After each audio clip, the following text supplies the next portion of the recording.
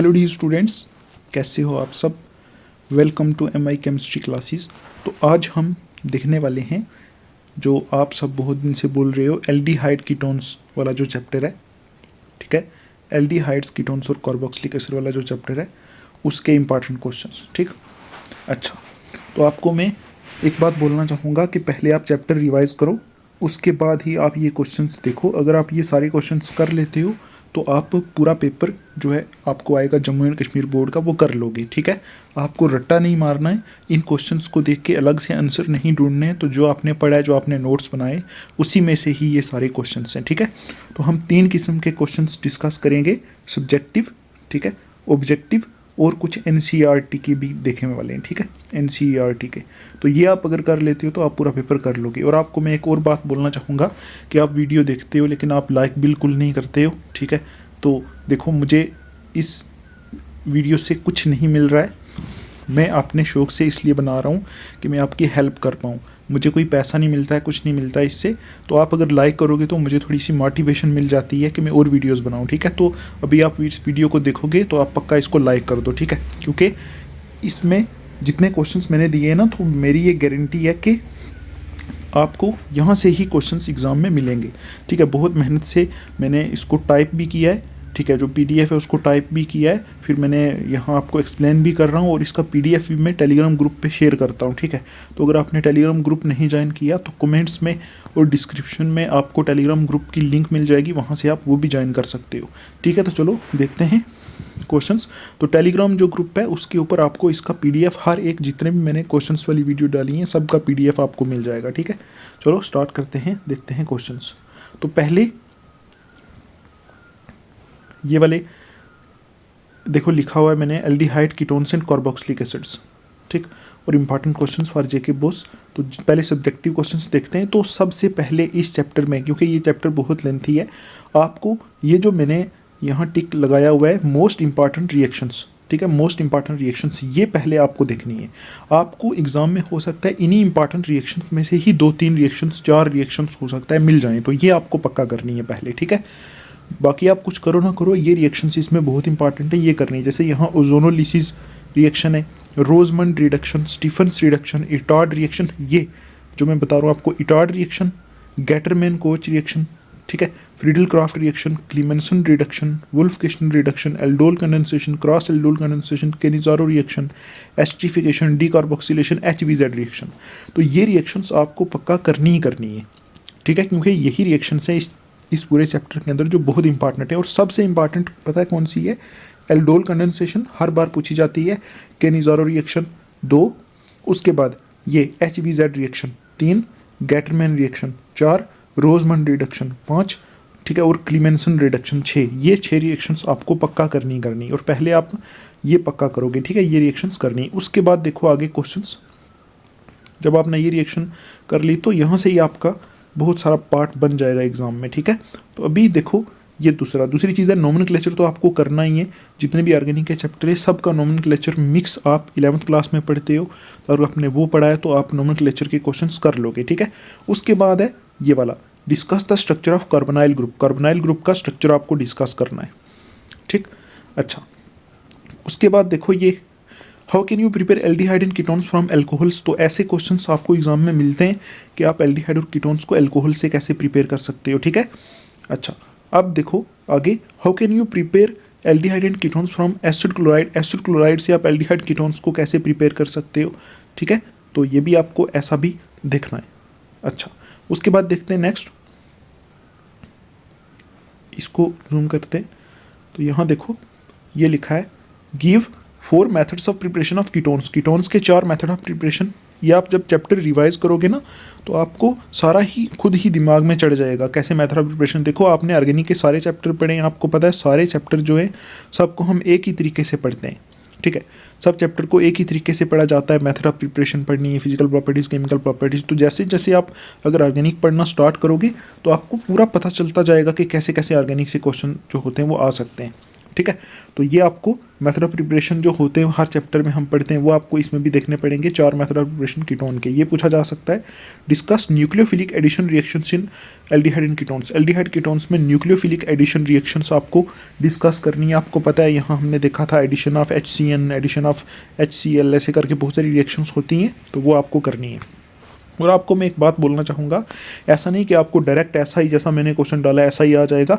हो सकता है आपको यहाँ से ऐसे पूछ लें, यहाँ से सपोज पूछ लें आपको give two method of preparation of ketones, या फिर यहाँ से आपको पूछ सकते हैं discuss addition reaction in aldehyde, या फिर सिर्फ कीटोन्स में, ऐसा भी पूछ सकते हैं। ठीक है, ऐसा नहीं कि जैसा मैंने दिया है ऐसा डायरेक्ट आ जाएगा, ऐसा नहीं, लेकिन आएगा इन्हीं के बीच में से। ठीक है, आप टेंशन मत लो, टेंशन फ्री इन क्वेश्चन को करो।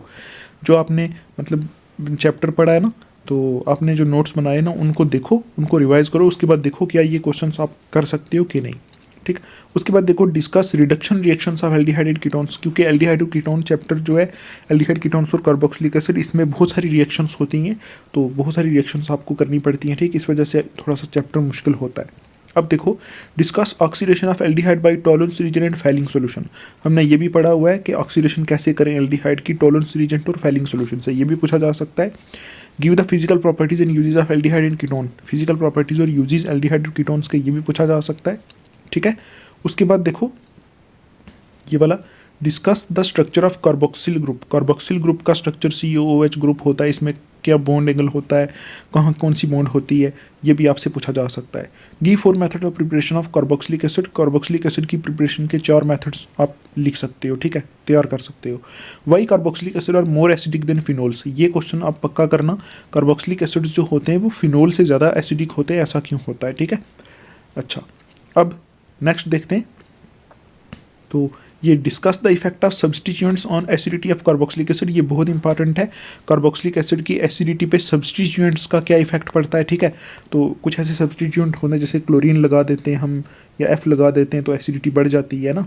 इसमें कुछ ग्रुप होता है, electron withdrawing group, electron donating group. ठीक है, ऐसा कुछ कंसेप्ट होता है, ये आपको पता होगा, आपने पढ़ा होगा अपने चैप्टर में, क्योंकि साल भर आप मेहनत करते आ रहे हो। ठीक, अच्छा उसके बाद देखो गिव, ये हम ले लेते हैं कलर ये वाला ऑरेंज। ठीक है, यहाँ देखो give the reactions involving COH bond cleavage in carboxylic acid. आपको पता है कार्बोक्सिलिक एसिड चैप्टर में आपने रिएक्शंस बहुत किस्म की पढ़ी हैं। आपको पता है कि C double bond O single bond OH ऐसा होता है कार्बोक्सिलिक एसिड। तो कुछ रिएक्शंस होती हैं जिनमें ये बॉन्ड ब्रेक होती है, कुछ में ये बॉन्ड ब्रेक होती है, कुछ में पूरा कार्बोक्सिलिक एसिड इन्वॉल्व होता है। तो सब रिएक्शंस को आपको रिवाइज करना है।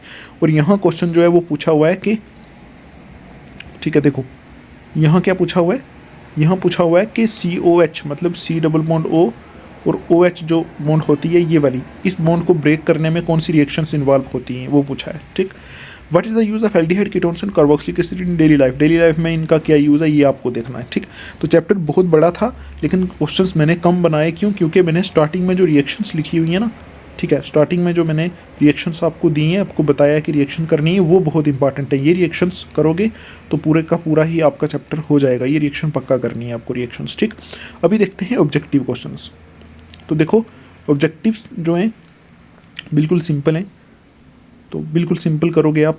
विच functional group is present in both aldehyde and ketone, aldehyde और कीटोन दोनों में कौन सा एक ग्रुप है जो प्रेजेंट होता है। ठीक है, तो आपको पता ही है कौन सा ग्रुप होता है, देख लेना आप यहाँ से, कार्बोनाइल ग्रुप दोनों में प्रेजेंट होता है। ठीक है, तो यहाँ से आप देख लोगे इसको। तो ये क्वेश्चंस मैं आंसर नहीं बताऊंगा, आप करो। अगर कोई प्रॉब्लम आती है टेलीग्राम ग्रुप जो मेरा है उसकी लिंक आपको मिल जाएगी, वहाँ आप मेरे से कांटेक्ट करके पूछ सकते हो। अब देखो IUPAC सुफिक्स क्या यूज़ होता है एल्डिहाइड्स के लिए, तो वो आपको पता ही है।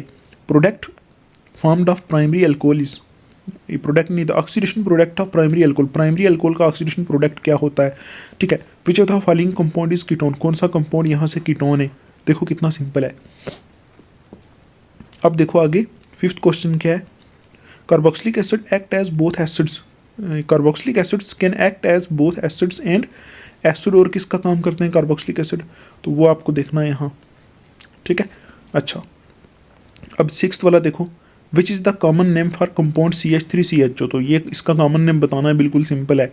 ठीक है, रिएक्शन ऑफ एन एल्डिहाइड और ketone with 2,4 dinitrophenyl hydrogen is used for, ये रिएक्शन किस लिए यूज़ होती है, ये हमने जहाँ ये ऐसी रिएक्शन हमने पढ़ी है एल्डिहाइड कीटोन चैप्टर में, आप एक बार देखो। ठीक, अच्छा functional group in carboxylic acid is, carboxylic acid में कौन सा फंक्शनल ग्रुप होता है, ठीक, तो आपको पता ही है कौन सा फंक्शनल ग्रुप होता है ना। तो which of the following is a secondary alcohol, कौन सा यहाँ से सेकेंडरी एल्कोहल है, ये एल्कोहल वाला आ गया है, ठीक। Reaction of carboxylic acids with in alcohol in the presence of acid catalyst forms, जब एल्कोहल कार्बोक्सिलिक एसिड की रिएक्शन अल्कोहल के साथ कराते हैं एसिड कैटालिस्ट यूज़ करके, तो क्या बनता है यहाँ से, ठीक, तो ये भी आपको पता ही है। अच्छा, तो ये थे कुछ ऑब्जेक्टिव क्वेश्चंस और कुछ सब्जेक्टिव क्वेश्चन जो आपको करने हैं। अभी हम देख लेते हैं कुछ एनसीईआरटी के, क्योंकि एग्ज़ाम आपका जो सिलेबस है उसके ऊपर लिखा हुआ है कि हार्ड क्वेश्चन आएंगे, हाई ऑर्डर थिंकिंग क्वेश्चन, थोड़े से मुश्किल, ठीक है। तो उसके लिए आप एनसीईआरटी के सॉल्व कर सकते हो। अगर आप एनसीईआरटी के कर लेते हो पहले, तो आपका पूरे का पूरा पेपर जहाँ तक अभी मैंने आपको जो बताया ना, इसी में से ही आएगा, ठीक है। तो आपको तैयारी तो आपको करनी है, मेहनत आपको करनी है, हर एक रिएक्शन आपको रिवाइज करनी है, यहाँ से ही आएगा। लेकिन अगर कुछ और बाहर से आएगा तो वो फिर एनसीईआरटी के क्वेश्चंस में से आएगा, ठीक। अगर आप एनसीईआरटी के करोगे तो आपको हो जाएगा, मतलब फिर आपको प्रॉब्लम नहीं आएगी। तो देख लेते हैं कौन कौन से एनसीईआरटी के आपको करने। तो यहाँ पहला हम देख लेते हैं ये वाला, यहाँ से स्टार्ट करते हैं। देखो, ये कुछ ऐसे क्वेश्चंस होते हैं कि यहाँ प्रोडक्ट हमें प्रिडिक्ट करने पड़ते हैं। यहाँ ये आप कर लोगे, 8.5 है, न्यू एनसीईआरटी से लिया हुआ फोटो है ये, ठीक है, 8.5। तो यहाँ से आप ये क्वेश्चन कर लोगे, इनमें आप आंसर देख लो इनके एक बार, अगर आपसे सॉल्व होते हैं तो ठीक है, नहीं तो आंसर देख लो, इनको आप एग्ज़ाम के लिए तैयार कर लो। ये क्वेश्चन आपको आ सकता है, यहाँ प्रोडक्ट आपको लिखने हैं, ऐसा आपको एग्ज़ाम में पूछा जा सकता है, ठीक है। उसके बाद देखो, ये जो है ये एनसीईआरटी का ही है, यहाँ से स्टार्ट करते हैं। अभी देखो ये एक्सरसाइज के हैं, तो यहाँ से आपको क्या पूछा जा सकता है। देखो ये क्वेश्चन आपको करना है, यहाँ इन टर्म्स का क्या वो है, मतलब मीनिंग है, ठीक। तो यहाँ साइनोहाइड्रीन क्या होता है, एसिटल क्या होता है, हेमी एसिटल इमीन क्या होता है, ये ऑक्साइम क्या होता है, सेमी कार्बाजोन क्या होता है, ये सब शिफ्ट बेस क्या होता है, ये सब आप एल्डिहाइड कीटोन वाले चैप्टर में पढ़ते हो, ठीक है, ये आप देख लो। उसके बाद यहाँ से ये नोमेनक्लेचर, ये क्वेश्चन आप कर लो नोमेनक्लेचर के, तो यहाँ से ही आपको कोई ना कोई मिल जाएगा एग्जाम में। ये भी आपको आना चाहिए, स्ट्रक्चर ड्रा करना है, सिंपल चीज़ है, ठीक है, प्रैक्टिस करो तो हो जाएगा। उसके बाद है right the IUPAC name of the following ketones and aldehydes. तो यहाँ आईयूपीएसी नेम लिखने हैं, जहाँ जहाँ आईयूपीएसी नेम है, जहाँ आईयूपीएसी नेम नहीं लिख सकते वहाँ कॉमन नेम्स लिखने, ठीक है। तो ये भी आपको करना है। उसके बाद देखो यहाँ भी वही स्ट्रक्चर ड्रा करने हैं आपको इनके। तो अगर आपने चैप्टर पढ़ा है, मेहनत कर रहे हो आपको एक ही बार 12th में, आपको बार बार बोलता हूँ, लाइफ में जो 12th क्लास है एक ही बार आती है, इसको अच्छे से करना है ताकि पूरे मार्क्स आएँ, पूरी लाइफ आपको कॉन्फिडेंस रहेगा अपने आप पे कि हमने रिकॉर्ड तोड़ा था, मतलब अपने सेशन का, ठीक है। तो ये आपको सारे सॉल्व करने हैं। उसके बाद देखो एक दो क्वेश्चन हो रहे हैं ये वाले, तो यहाँ से आपको कौन कौन से करने में आपको बता देता हूँ। सारे मत करो आप, कन्वर्जन्स जो होती हैं ना, कन्वर्जन वो कम पूछी जाती हैं, ठीक है। तो अगर हो गया तो कहीं आर में आएगा वो, ठीक है, ज़्यादा नहीं आएगी वो कन्वर्जन्स, तो आपको ज़्यादा टेंशन नहीं लेनी है। अगर करना चाहते हो तो कन्वर्जन कर सकते हो आप। यहाँ से आप कर लो, एक ये वाला कर लो, कन्वर्जन वाला है ये, ठीक। इसमें आपको अपने चैप्टर पढ़ना है, वही रिएक्शंस यूज़ होती हैं, बाकी ज़्यादा कुछ नहीं होता है। तो ये वाला कर लो, ठीक है। उसके बाद आप ये वाला करो, ठीक है, ये करो। उसके बाद आप क्या करोगे, बाकी वही है जो मैंने आपको रिएक्शंस बताई है ना। तो जैसे ये क्वेश्चन है वही, एसिटाइलेशन क्या होता है, cross aldol condensation, Cannizzaro reaction, decarboxylation reaction, ये सारी आपको करनी है। और आपको जब एल्डोल कंडेंसेशन करोगे ना, साथ क्रॉस एल्डोल कंडेंसेशन भी करना है, ठीक। तो ये आपको करना है, ठीक है। उसके बाद देखो एक ये क्वेश्चन है, ये भी टेक्स्ट बुक का ही है, तो ये आपको पक्का करना है। यहाँ आपको ये बुलाया गया कि कंप्लीट करो, कहीं जहाँ जो चीज़ मिसिंग है वो भरो, कहीं स्टार्टिंग मटेरियल मिस है, कहीं रीजेंट मिस है, कहीं प्रोडक्ट मिस है, ठीक है। रीजेंट होते हैं जो यहाँ एरो के ऊपर लिखे होते हैं, ये रीजेंट्स होते हैं, ठीक है। कहीं ये मिस है इन क्वेश्चंस में, तो ये करो। तो इसको आप अपने सोल्यूशन देख लो एक बार, सोल्यूशन देख के तैयार कर लो, ठीक। तो बाकी क्योंकि अभी एग्ज़ाम आ रहे हैं आपके, तो एग्ज़ाम के टाइम आपको तैयारी करनी पड़ती है, और अभी टाइम नहीं है कि आप पूरा समझो या ऐसा कुछ करो, उतना टाइम नहीं है, क्योंकि 20 दिन बाद आपका एग्ज़ाम है, तो तैयारी कर लो, ठीक है। अच्छा, तो ये थे कुछ क्वेश्चंस जो आपको करने हैं, ठीक है। तो ये आप रिएक्शन सारा कर लो, तो कोई प्रॉब्लम आती है तो मेरा जो टेलीग्राम ग्रुप है उस पर आप मेरे से पूछ सकते हो, कोई भी क्वेश्चन है जो आपको समझ नहीं आता तो पूछ सकते हो, ठीक। तो फिर हम मिलेंगे नेक्स्ट लेक्चर में, तो ठीक है, take care, thanks for watching.